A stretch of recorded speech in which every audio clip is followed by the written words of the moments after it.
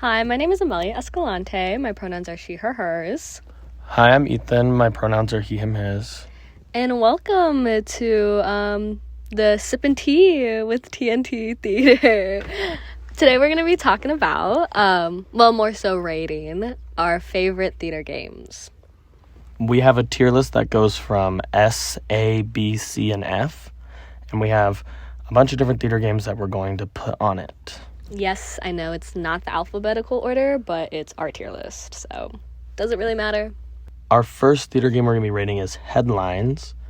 This game is sort of an improv game, and it's where everyone stands in a circle or a line, and someone's in the middle, and they'll point to somebody, and they have to immediately say something like a headline you would hear on the news. Mm-hmm. I love this game. It is so much fun to play. You have to be quick on your feet. You have to think quickly. You can't stutter or pause or else you'll be out. And I just think it's so fun because it always devolves into this shouting of randomness that is just hilarious to watch and be part of. It's a super fun thinking game. It helps a lot with improv and kind of using the things around you if you are ever stumped. So I would probably rate it S tier. It's definitely one of my favorite theater games. Oh yeah, I didn't even rate it. I'm gonna put it in S tier. It's just iconic. Okay, so our next game is Pterodactyl. I like Pterodactyl. I like, because it's sometimes the participants just really distracted, and then you're not really focusing on the game more so. It's more like, oh, I'm gonna devolve into giggles first and then I'm gonna make a whole thing of it. But it is fun to play. I think with the big group though, it gets kind of out of hand. So B tier.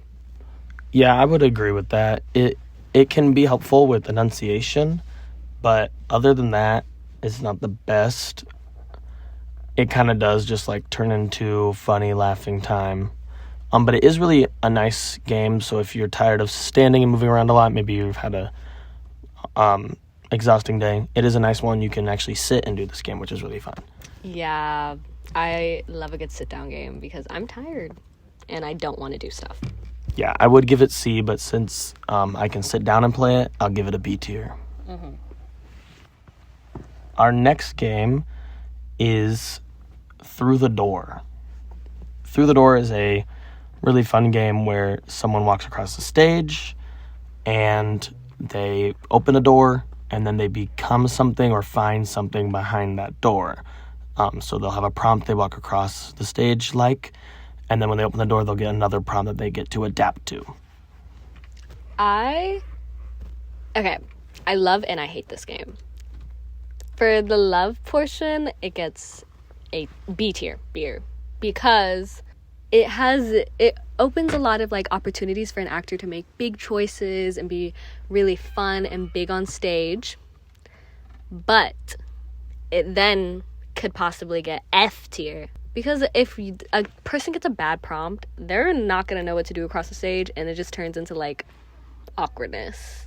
And then they're comfortable and it's not fun.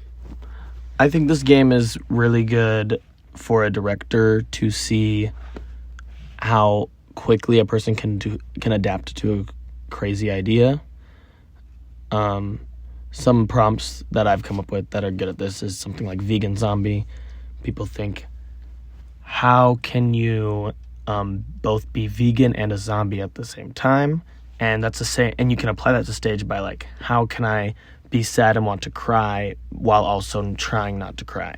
So it is very applicable on stage. It is difficult for actors, but I think you can find the best out of actors, so I would give it A tier. I think our next game is going to be Meisner reps. If you don't know what Meisner reps are, you can probably guess the name. It has to do with Meisner's techniques for acting, and it's where two people sit across from each other and you kind of progress through a story with only the same set of words, and you see how the emotions change as you say those same words over and over, and you have to make sure you're mimicking people's faces and responding. I personally love Meisner. I do love that man. And I like this technique, this game, I guess, because I just think it's very useful to help actors learn how to be listeners in a scene and like remember to respond, because acting is not only going out and saying your words but also being able to respond wholeheartedly true to your character as well to another actor's or words. So I really like it, so I'm giving it A tier. I also like Meisner repetitions, but they're not really a game and they're not really fun, but they are important. True. In the sense that, like, you take two people and you stare at each other and you repeat something over and over again until it doesn't have meaning.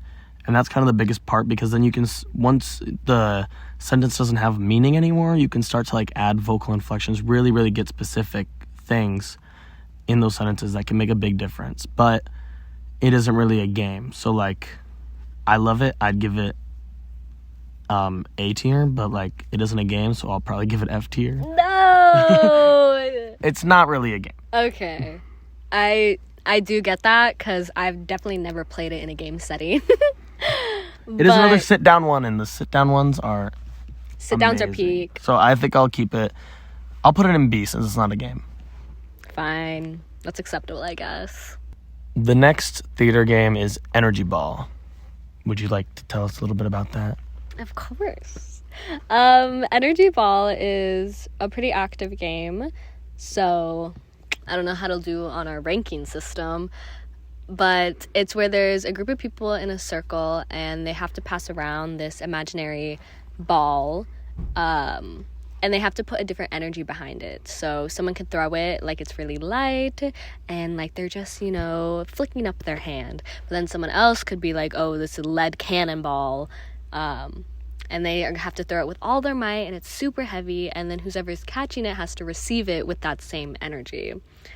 I like Energy Ball. I think it's really good for getting a cast like up and hyped, but it's such a distracting game that I've seen usually like dissolve into chaos and like disorganized energy. So I'm putting it in C tier. I would also agree with that. It is really fun if you are having a day where you might be repeating the same segment over and over again. To fix something, this is good to keep your cast like high spirits. Otherwise, it's a lot. It's really only good before shows and then for that specific instance. Otherwise, your cast probably won't be very focused. So I would also give it C. Yeah. It's fun though. It's okay. Okay, so our next game is absolute one of my favorites, Freeze. I love Freeze. It's S tier.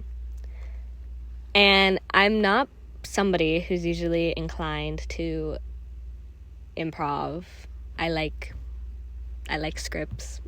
So improv is a daunting thing. However, with Freeze, I just like it because it really pushes actors to think outside the box and think how they can use their bodies differently, and pushes physicality and quick thinking and listening to a partner, that I think are all great skills, and just being greatly bottled in such a fun, interactive game. Freeze is really a fun game.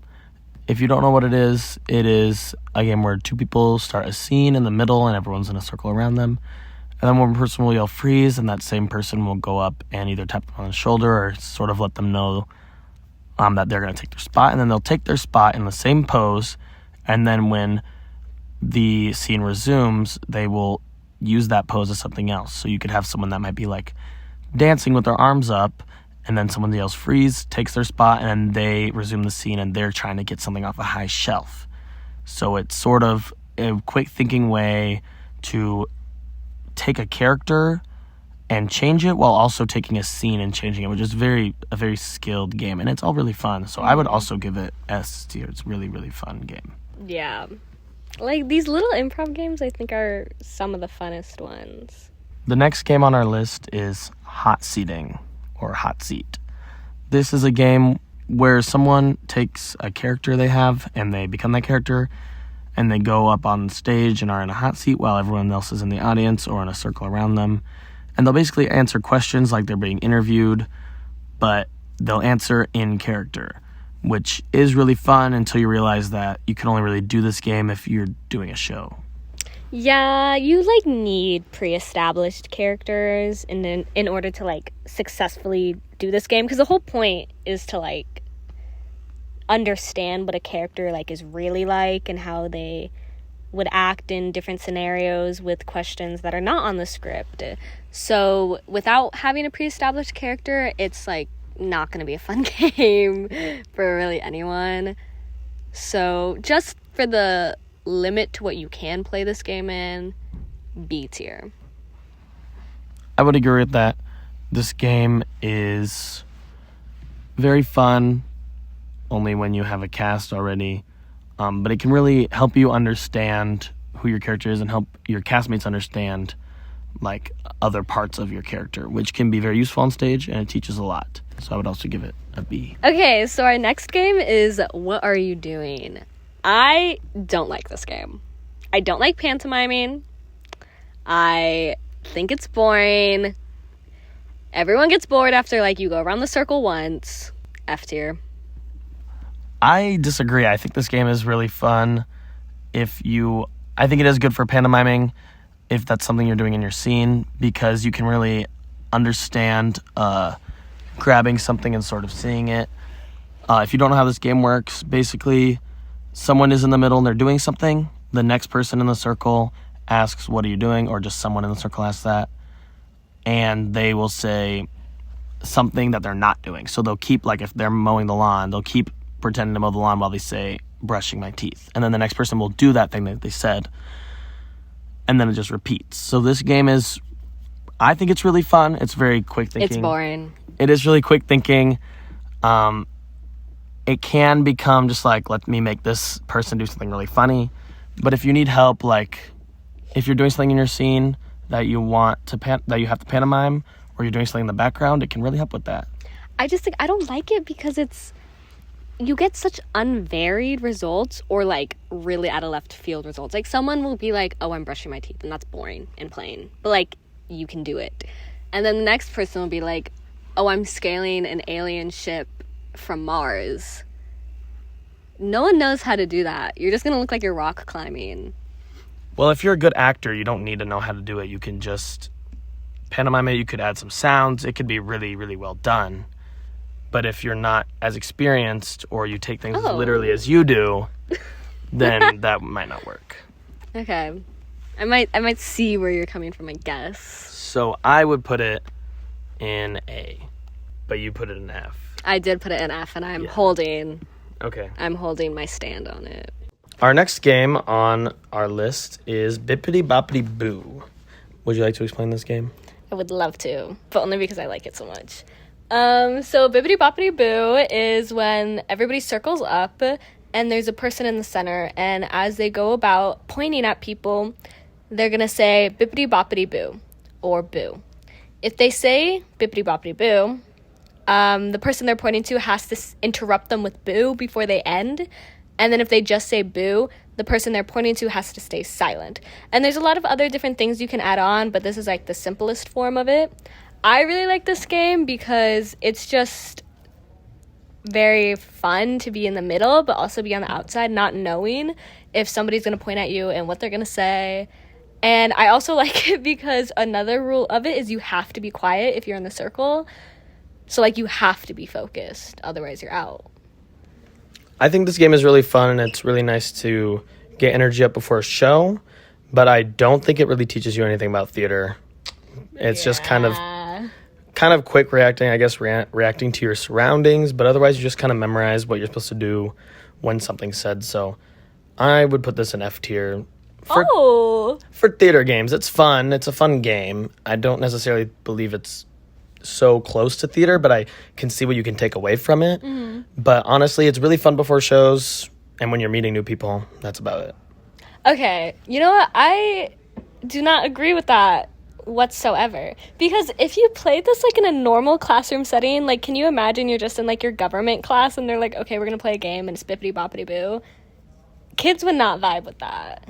I can agree it's for a certain group of people, but Theater kids are a certain group of people. well, it could be like you could also have like fun. I don't know, if you have a group of friends that maybe aren't in theater, but you're in like something. Like I feel like any kid in an arts department probably would be open to this game. So just more like outgoing, Yeah. or like spaces you're more comfortable in. It might have been made for people with people who are interested in theater, but I don't necessarily believe it's just a theater game because of that. You know, I feel like it's more it's more like a theater game because you can take away a few things from it, but not too much. Okay. No. Yeah, I definitely see where you're coming from.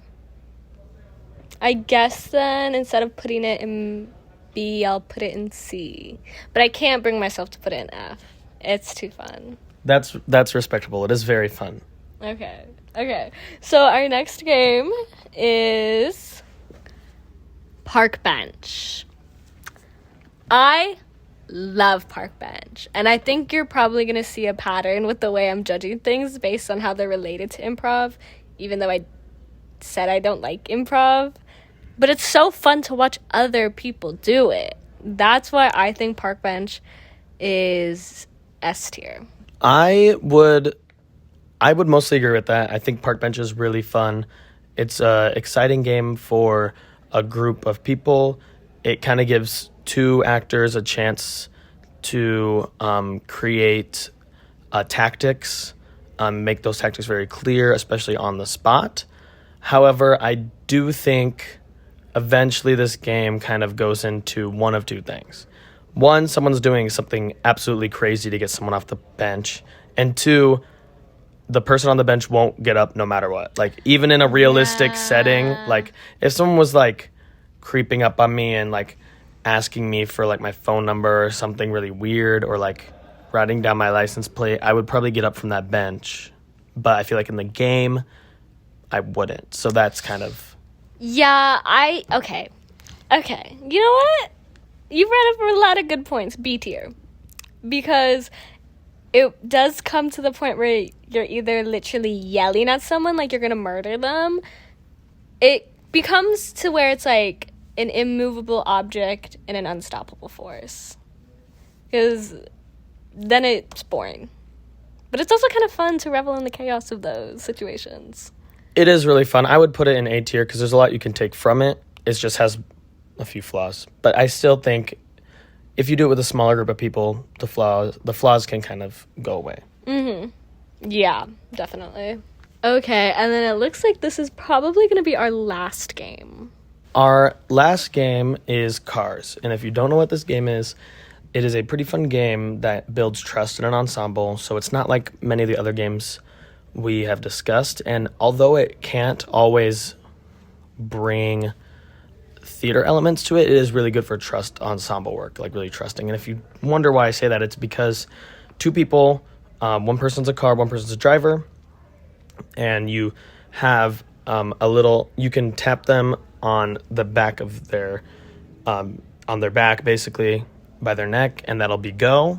And then you can tap them on the back of their head, and then that'll be stop, and you can tap them on their left and right, and that's turn left or right. And it's and then the car will keep their eyes closed, and it's kind of like a really good trust game for, can I trust this driver, which is my ensemble member, to not crash me into other people, even if I'm not looking.